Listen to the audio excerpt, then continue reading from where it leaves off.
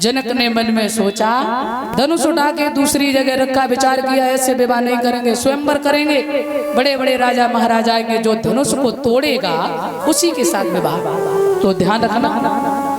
वही समय आया, एक दिन माँ ने कहा बेटी विवाह के योग्य है महाराज, सुंदर वर देखो। तो अपने यहाँ स्वयंवर रखा है, चारों तरफ पत्र भिजवाए। इधर गुरु विश्वामित्र के साथ में भगवान श्री राम भी अयोध्या यानी जनकपुर के लिए जा रहे हैं। तो आ जाइए, जब भगवान श्री राम चले हैं जनकपुर के लिए, तो रास्ते में क्या देखा, पत्थर की एक नारी पड़ी है, पत्थर पड़ा है। गौतम ऋषि की पत्नी जो अहिल्या थी, श्राप से पत्थर की हो गई। अब देखो एक बात ध्यान दें, मैंने कहा था ना, जीवन में यदि चेतन गुरु करोगे तो आप चेतन बन सकते हो, आप उस पार ब्रह्म को परख सकते हो, आपका कल्याण हो सकता है। आजकल तो क्या गली गली गुरुआ फिरे, गली गली गुरुआ फिरे, हमसे मंत्र ले और नरक जाओ चाहे स्वर्ग में, पर हमें दक्षिणा चाहे कहूं जाओ, पर गुरु श्रेष्ठ होना चाहिए जीवन में। यदि आपको हमारे जैसे गुरुदेव मिल जाए ना, परम श्रद्धेय कुंवर श्री रवि राधे जी जो अध्यात्म मेरे गुरुदेव हैं, तो सच में आपका बेड़ा पार। मेरे जीवन का इतना अनुभव है, क्योंकि मैं किसी काबिल नहीं थी, इसमें कतई संशय नहीं है। ना मैं कोई कथा वक्ता, ना मैं कुछ भी थी। आज मैं जो भी सेवा कर रहे हैं, ये हमारे सद्गुरुदेव की ही कृपा है और उनका परम आशीर्वाद है जो मैं आपकी सेवा कर रही हूँ। ध्यान रखना।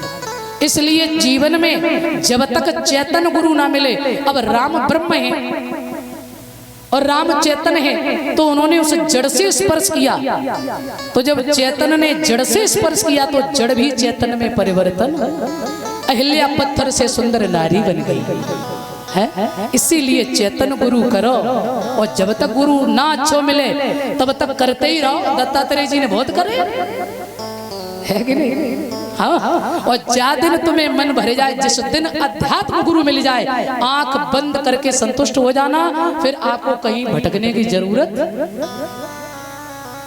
भैया देखो, हमें चाहे दुनिया के कोने में ले जाओ, चाहे कहीं भी ले जाओ, मगर हमारे तो प्रभु हमारे हृदय में है।